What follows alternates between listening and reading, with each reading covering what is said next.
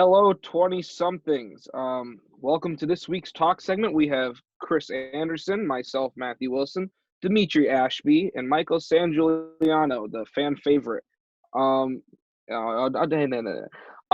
Let's just jump straight into it. I'm gonna start with the I don't know, something. I don't know. Anyways, moving on. Mail-in voting. Your thoughts on that? Anyone? It's a terrible idea, in my opinion. Agreed. But I do see the efficiency. You know what I'm saying? I understand, the point of it. So What about driving a 3,000-pound vehicle for a half-ounce envelope is efficient to you? It is so inefficient, it's not even funny. And because the security aspect is just... if people don't have to leave their house to vote, it would probably – they have no reason to not vote. There's a lot of people out there that just don't vote, period, either A, because they don't have transportation, B, because, they don't know where to go, or C, just because they don't care. But if someone in your house is voting and everyone can just mail it in, makes more sense. Okay, but also looking at the possibility that we're in April right now. The election is in November, okay? That's what, 5 months away. No, it's not. Yes, it is. I can't do math. Anyways, but that's this year, and there's no guarantee the virus will be gone by then. So what are the odds that people are going to want to go out and vote with that? You can't just cancel the election, even though it's probably already predetermined. They go to Walmart, though. They go to Walmart to go get, gummy worms and chicken tenders. So if they could do that, they should be exercising their right to vote. And, half of the waiting in your line for voting anyway is outside. But what if someone, is susceptible to getting sick quicker? Or, people that have, a weak immune system and they don't want to go to a big crowd to cast That's fine. out a vote? Then you can do an absentee ballot. That's totally fine. That's how it has always been. You can always apply for an absentee ballot. However, to make everybody do it is fishy, okay? They can – essentially you have no way – there's no tracking like when you get, your package from Amazon. Like you're going to send in your vote and you're going to, I hope it counted. Maybe there's a way that they can make it so you have a tracking number, or you can see there's got to be. I mean, there's always groups of people who are going to say the election is rigged, things are yada yada. This is just another vehicle for people to jump onto that and say, oh, everything's mail-in now, so none of this is going to matter because it's all rigged. But if the government goes through a process to show that they're tracking and things are secure, maybe that would make people feel more comfortable. But we're just not there yet. How did that work when they did the unemployment website? Because last time I checked, I'm still not eligible to do it because their website. I got mine. You know what I mean? There are always going to be circumstances where, things mess up, which, this is going to happen. If mail-in voting is a thing, yes, there probably will be mistakes, especially considering this is the first time that they're doing it. But I do think that, moving forward and into the future, this is just going to be the way it is. I feel like eventually it's just going to be online. You sign in with your name, you put your information, you click send, bam, your vote's been passed. And that is so scary.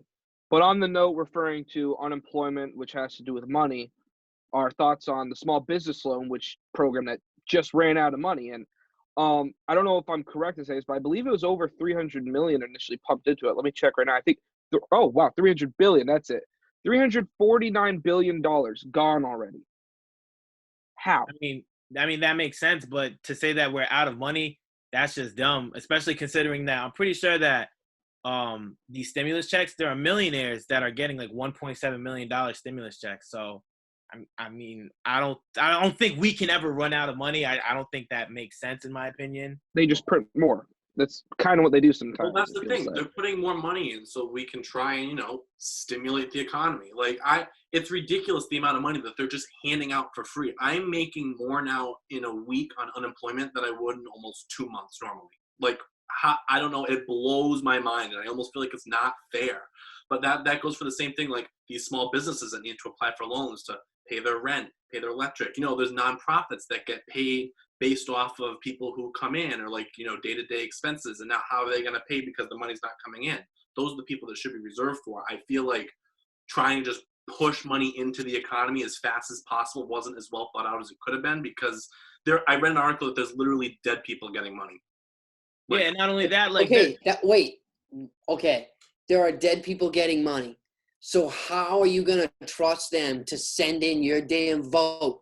There's going to be dead people voting, Look, my man. yo, They there's don't know what's mistakes. going on. Listen, yo, mistakes They get sit made. up in their A ivory couple, all tower right, a couple and hundred never dead people come got out. some money. It happens, you know. That's just it's an honest mistake. You know what I Yeah, mean? but how many honest mistakes can you make? But which I mean, honest I'm mistakes saying go into the from a- banks purposely how many- avoiding people? How many times has the government thrown out all this money just to, you know what I'm saying, just giving it away? Yeah, mistakes are gonna get made. You know what I'm saying? Is it a smart mistake? No. Is it dumb? Yes. Did the money get into my bank account? No. You know what I'm saying? Like, but you know, things happen. You know what I Right. mean? The idea of it is awesome. Small businesses can apply for that loan and they can pay their leases and they can pay their employees. Okay, that's awesome. That's exactly what it's there for. However, there is a huge system that's not being utilized. Like, you know, I'm a freelance, I'm a freelance worker.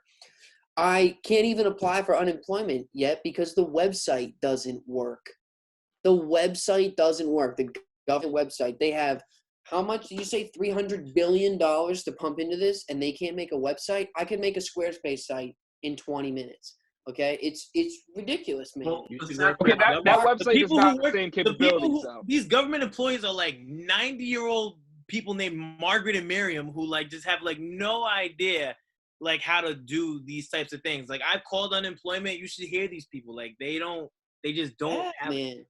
Right? Because the infrastructure is not meant to sustain what is going on right now. I know. And like, you know, I had like 5 shows planned for the next for last month and this month, right? To no fault of my own, the government banned groups over 25 people. All Yeah. of my work got completely canceled just when I woke up one day. Like I Yeah. worked 11 months to make this documentary, and boom, the government just said, yeah, well, you can't screen it now. Sorry, kid. You know, like that's wrong. And then for me not to even be able to apply for unemployment because they can't get their shit together, it's like, what, you know, and luckily, you know, I don't have a family to support and things like that, but there are plenty of people that do. This is irresponsible and unacceptable, you know, like they once again did not think things through when they're sitting in their fucking office. Sorry, can't swear. Sitting in their office, just not in the real world. You know, they're looking for votes and seeing what is going to play them best when elections come around, because people will remember whose fault it is for whatever, you know, whatever goes down. A lot of the unemployment issues right now, from at least what I gathered from the way you're describing with the website not working, actually apply to exactly what we're doing right now with the whole issue of colleges having to go to online classes. Now, I know from my personal experiences that, first of all, some links professors send out, they don't work because there's so many people going on to that link at the same time because everyone decided to use it now. Doesn't work. Also, there is no communication going on between anyone, it feels like, anymore. And every time I try to take even my film classes, they go, oh, just take this movie and watch it. I don't know about you, but technically, yes, pirating movies exist, but we don't have the money in the world to say, oh, I'll rent it on Amazon, because that's what they're expecting us to do right now. I mean that's college. That's how school works. They expect you to pay $500 for a book when we literally work minimum wage jobs. You know what I mean? So if they expect you to pay $400 to $500 on a textbook, they're gonna want you to drop $25 to watch this movie to take their class. Like, And those are the same people telling you, oh, sorry, we can't give you your money back because we don't have any more money because we spent it all. Because all of the executives and the administrators, not Keith Brown, but everyone, you know, super high up, again, in the towers, are making $200,000 plus a year. you know what blows my mind? When Nothing. I was a student, I remember there was a time where I had to take some bogus class because I tried to sign up for an online class and they were like, oh, there's not enough room. There's not enough room for you to take this online class. Like we're all filled out. So now I'm like, how are these teachers gonna be able to like work these classes when they're used to having like a limit of students and now everything's online? I'm really curious to see like how these like teachers are gonna transition and like handle these online classes now that like they have to let everyone in, you know? How do you fill up an online class? That's one thing that's So confusing I'm me actually after friends that. with the teacher, and he was telling me that like most teachers have to have like a certain amount of students so they can run a course, and like they have to reach a cap limit so like other teachers can teach. I don't know if it's true or not, but the whole reason is like once you get like 50 students, and like you have to grade those 50 students' paper. You know what I mean? You have to read like 50 responses, 50 replies. You have to check in. So. I really don't know, but like to me, I think the whole thing is bogus. I think if you have a class online, let the kids take it. So I'm really excited to see what the transition is going to be, and how things are going to work. But I that feel does like so suck. much of it comes from the professor themselves, and because I have one class that I was taking, I won't say which one, but the last time I heard from the professor was March 9th. He posted all of the lectures, said these are all of them. Your exams on this date and this date, and I have not heard from him since. Tried to get in contact with him, nothing. And it's like, He's in Cabo living his life. how does that work? It's just not fair. I mean, I think it's a tough transition for everyone. I think students as well as like professors I think that there are a lot of professors out there that just do not understand, and they're not technologically savvy, and they don't understand the advancements in technology and how fast things move when it comes to like online. And they're used to, you buy this book, you read this, we study this, I've researched this all summer, and like that's just not school anymore. I think school has reached the point where it's like, listen, like things change every day. And they You know were what I mean? unwilling to adapt before, and now they're realizing what it's like to being forced to do what you don't want to do, like us kids. Now they're being forced to learn up. You got to study, man. You got to study how the internet works, how all these apps work. You got to, you got to do your part. And you can tell the people that just don't want to work.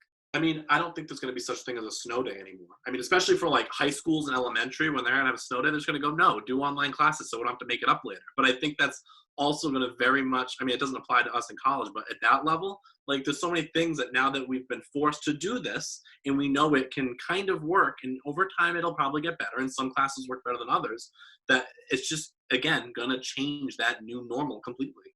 I personally think that school in its entirety is going to change. I don't think that like there should be this thing where like you have to check in. I don't think there should be this thing where you have to participate live. I think school is just going to be like a pre-recorded thing. I think school is going to be more itinerary based. So people who want to be like hands-on will learn like through hands-on instructors and through companies and through corporations. I think people who want to be scholars will learn through scholarly things. And I believe that throughout time, you'll be able to change and stuff like that. I don't think school will be like how we know it, as you show up, you learn, we all learn linearly, we read this one textbook. I think that it's going to change a lot. I think schools are going to become more hybrid, where we do things on our own, we write our own papers, our own essays, and then maybe every once in a while we'll link up with teachers and so on and so forth. But I think school as we know it is definitely going to change in the future. I don't think it's going to be this way. This what we're doing now, I think, is going to be the downfall of basic social skills, especially with people who are growing up right now. This is just going to absolutely kill it. Yeah. Oh, it destroys it. Absolutely. I feel it. On that note, kind of ended off on a somber note, but thank you for watching. Make sure to like, subscribe, follow us on all handles. We got Snapchat, we got Instagram, we got YouTube, 20SomethingsTV. Thank you, Chris, and thank you, Dimitri, for joining us on this special occasion. And Michael, I'll see you next time. I'll see you Fan next. favorite. Goodbye.